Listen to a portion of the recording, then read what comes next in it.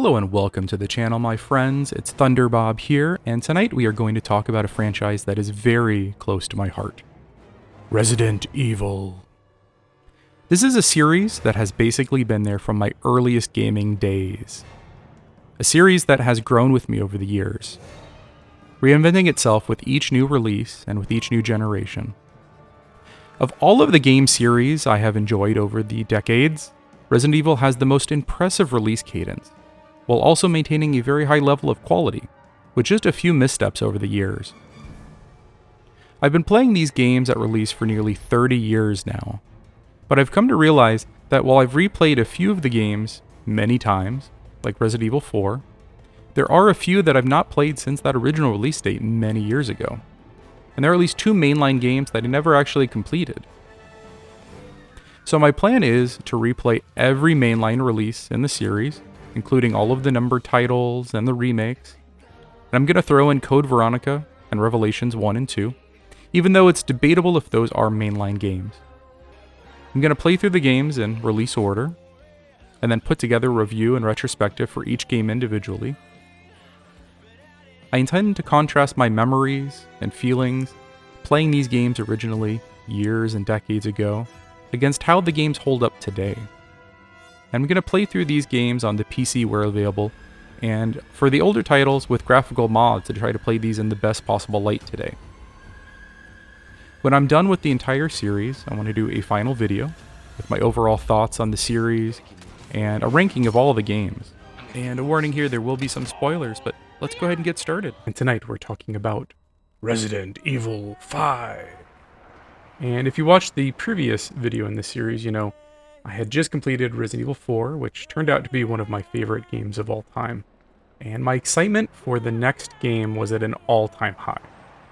I was a total PC gamer by 2009, but Resident Evil was one of the few games that could bring me back to consoles. And I ended up buying an Xbox 360 almost exclusively to play Resident Evil 5. I can remember there was this Japanese demo that had been released before the full game came out, and I was so excited I actually pirated a copy of this demo and burned it to a DVD so that I could check it out.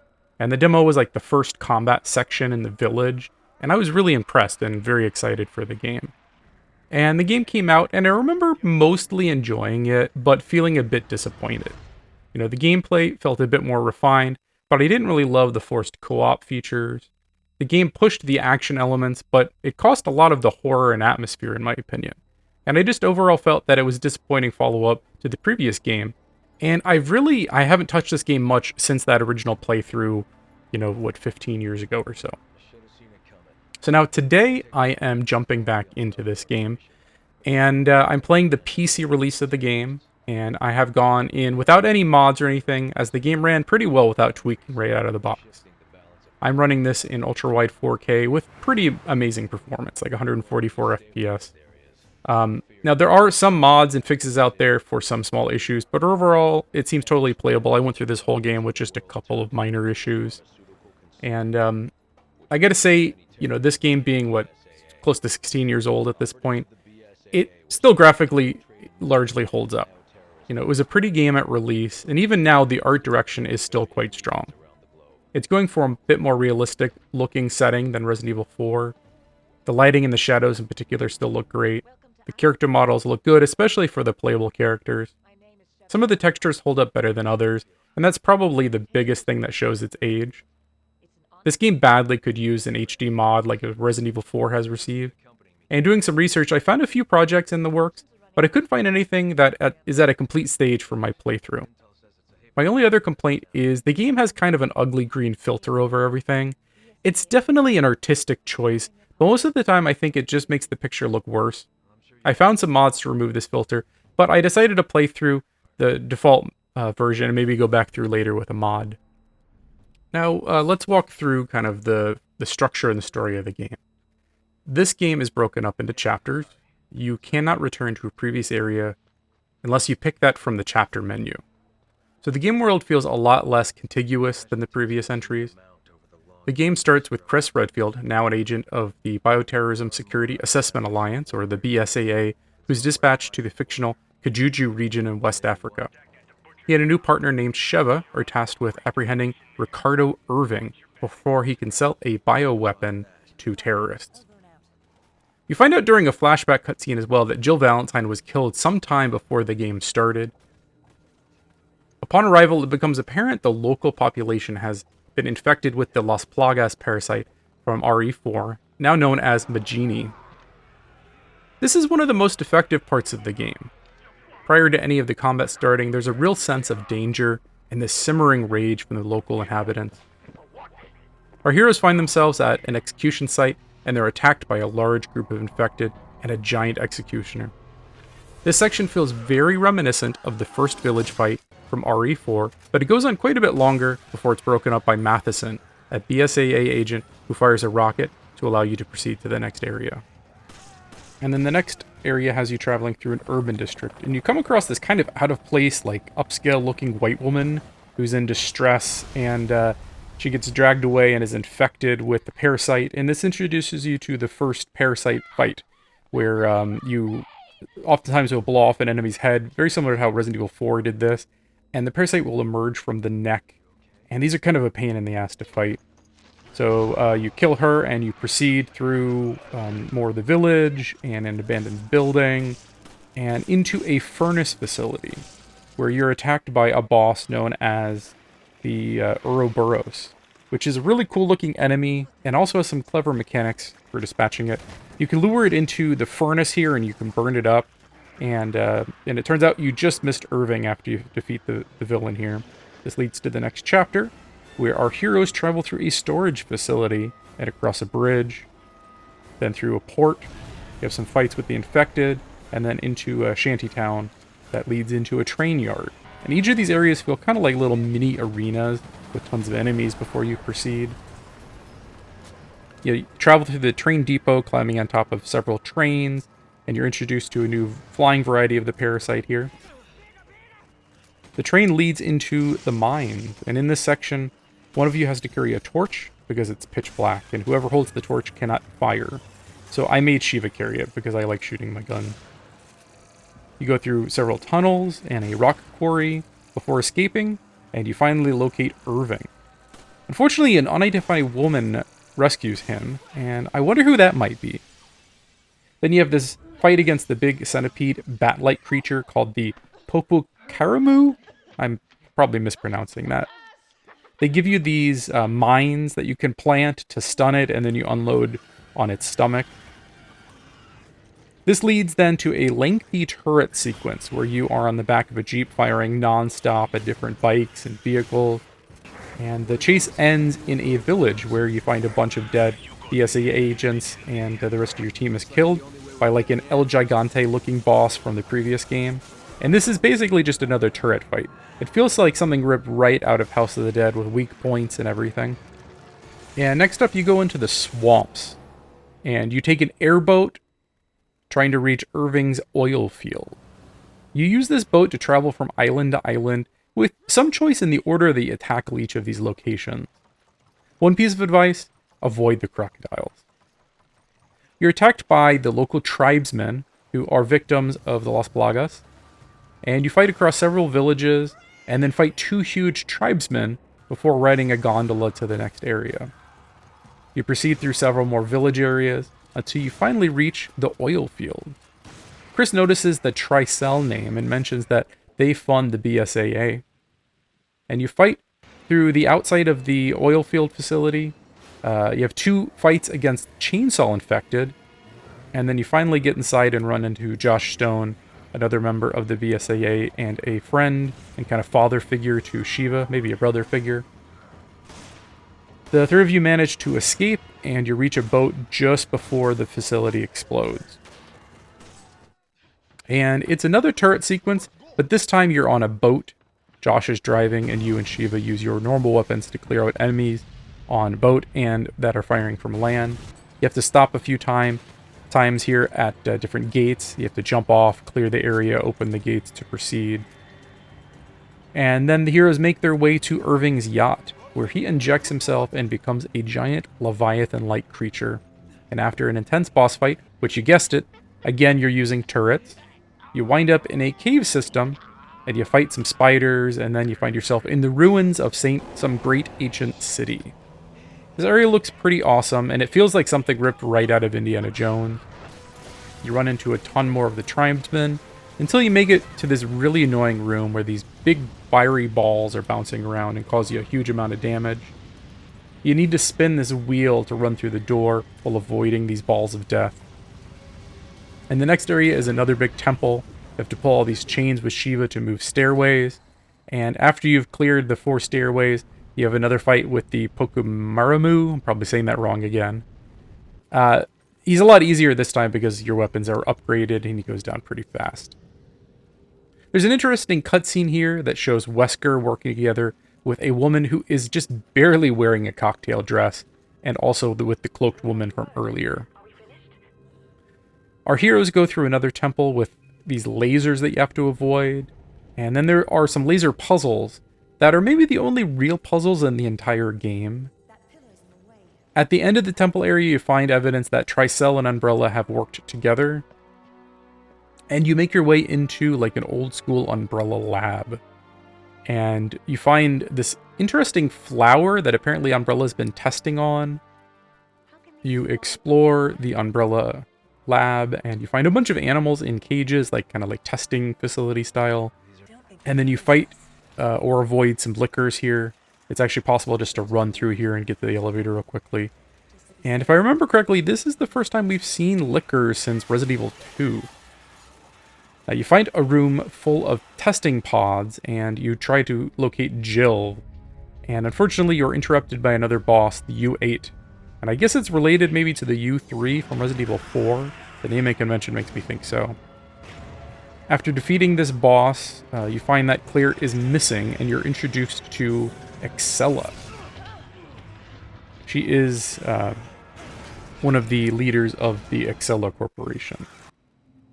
From there, you push deeper into the lab, and you find enemies now who have guns, which kind of turns this into a bad cover shooter. You fight through several arenas with different gimmicks, like moving platforms, until you reach Excella, who sends another Ouroboros boss at you, except this one is way stronger. I think this fight might be bugged on the PC. They give you a flamethrower, but it would not work. Like, I just held the button down and the enemy never reacted to it. I ended up bringing a rocket launcher, and he will die to a single rocket if you're stuck here. This leads to more boring factory-like levels with shooting enemies.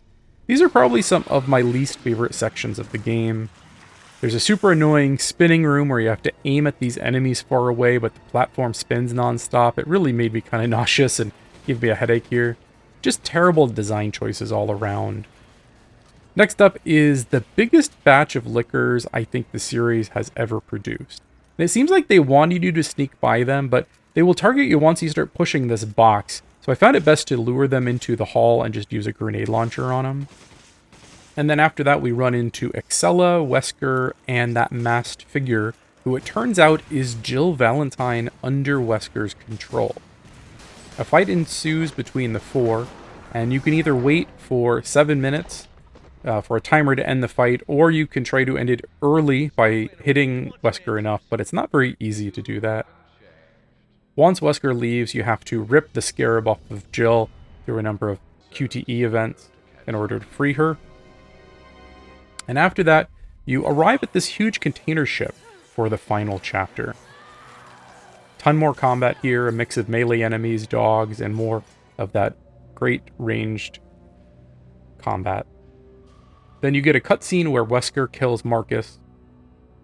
Then another cutscene where Excella becomes a monster, and it appears that Ouroboros either turns you into a god or a monster, and Wesker intends to release it and wipe out most of the planet. You fight Excella, and mostly just aim this laser at her red orbs, kind of like Gears of War and the Hammer of Dawn, until you wait for her to die. Then another few rooms of cover-based shooting, waiting on the slowest opening doors ever while endless enemies stream in. And then it's a series of Wesker fights to end the game. And I had some trouble with the first phase here. I ran into some bugs where Sheva froze up or would not reload the rocket launcher, but after a few times we did succeed. You have to turn off the 3 lights in the area so that Wesker can't see you. And my headcanon is here that he can't see you because he won't take off those goddamn sunglasses. Then you fire a rocket at him, which he catches, but you shoot and explode it, and then you stab him with an injection. This will always fail the first time, so you need to go and reload the rocket, which is up 2 whole levels. Hope Sheva doesn't bug out. Once this is done, there's an action-packed cinematic where our heroes fight Wesker on the plane, and they force it to crash. Then comes the final showdown, with perhaps the most epic moment in the Resident Evil history. The Boulder Punch! Just kidding. So you land inside a volcano, and you have to fight a transformed Wesker. This fight was also a bit annoying. Sheva kept getting one-shot because she'd walk into the AoE attack that Wesker does. You basically just have to hit the exposed heart, and he'll go down. Then Chill comes to the rescue, and you double rocket launcher Wesker to finish it all off. So that's the basics of the story. You know, I kind of skimmed over some things, but that's the high point. And I feel like the game starts out very strong. The first few chapters all the way up to the fight against the Ouroboros are quite unnerving and paced well. Later this breaks down with several lengthy turret sections, a lot of cover shooter sections that feel a bit out of place for the series. I also don't like how disconnected each chapter feels. You can't walk back through the door and go to earlier areas, and each level is very linear with very little exploration. The game loses that Metroidvania kind of puzzle feeling of the earlier game, and it feels more like a cover-based corridor shooter. Overall, the gameplay here is logical next step after Resident Evil 4. It's still rooted in the tank-like gameplay of the previous games. You can't move and shoot at the same time, though everything is a bit smoother now. You're given a ton of weapons and options to upgrade them, and it gives you a high degree of freedom in selecting your arsenal. The game here is quite a bit shorter than RE4, with few opportunities to use that arsenal, but it feels like the game really wants you to replay missions. You can do this at any time, and use the rewards on your playthrough.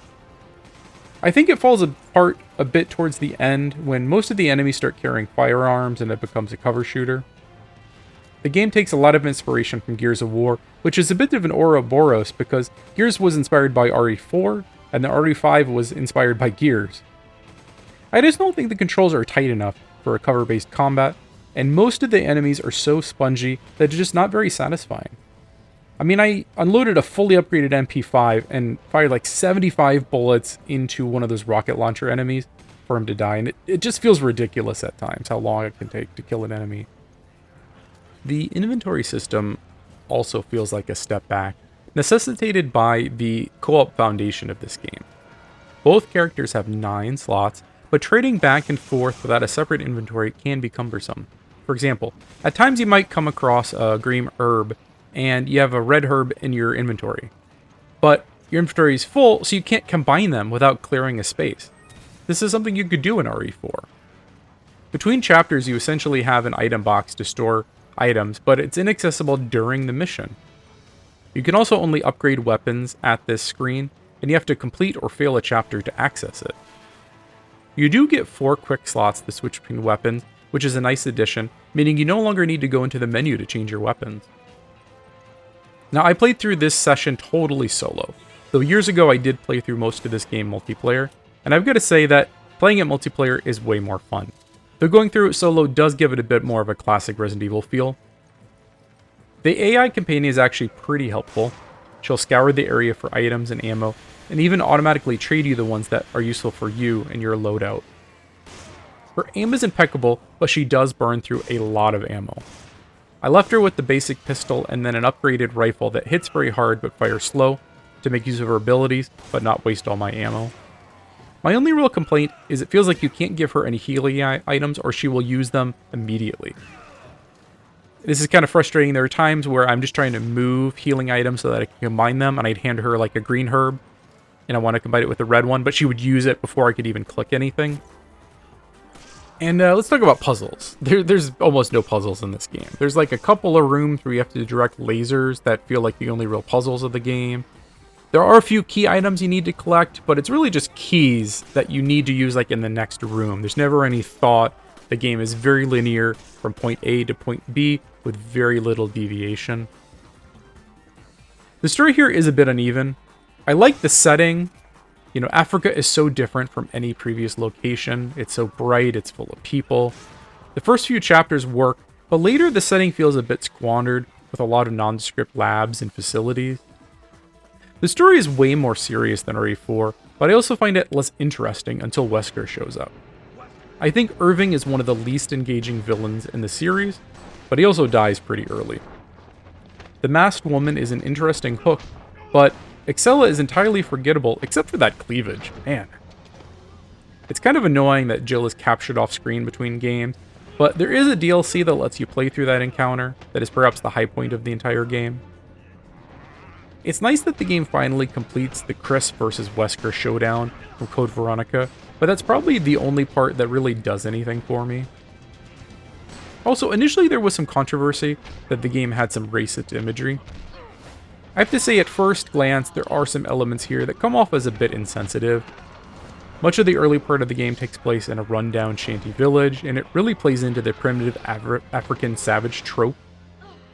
These complaints are mostly just skin deep though. The story does try to humanize the local population. A big part of the plot is that Umbrella was essentially using Africa as a testing ground for its experiments, treating the local population the way that many major corporations do in the real world. It can be heavy-handed, but I would say it's actually a bit deeper than most critics gave it credit. So final thoughts. I think there's about half of a great Resident Evil game here. The stuff that works really works. It has great atmosphere, good bosses with some great transformations, overall good gameplay, but the stuff that doesn't work really doesn't work. Overall, I think this is a decent action game, but a middling Resident Evil game. It's half of a classic Resident Evil game and half of a Gears of War clone taped together. It starts out quite strong with a lot of atmosphere and some scary moments, but quickly devolves into turret sequences and cover-based shooting. Chapters 5 and 6 really brought down my overall feelings on the game. They threw so many enemies with automatic rifles, and the cover mechanics just are not very engaging here, and the enemies take so many bullets to kill, it's just not very fun for me. It felt like Capcom just made a different kind of game than I wanted out of Resident Evil. They stripped out so many of the elements that I liked about the series. I don't want replayable missions and co-op gameplay. I don't want cover-based shooting and turret sequences.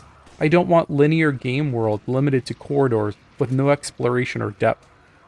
I think it would have worked better as a standalone spin-off rather than the next mainline game. It's still worth playing if you go in with the expectation that it's more of an action game than a horror game, and especially if you can find a friend to play co-op with. But this was the start of the dark period in the series that we will continue to discuss in the next couple of videos. So I'm going to end the video there. I want to thank everyone who has been watching along. Drop me a comment with any thoughts, and I will try to get another video out. These may start taking a little bit longer. I'm getting into the longer games in the series, but I'll try to get one out maybe every 2 weeks or so from here on out.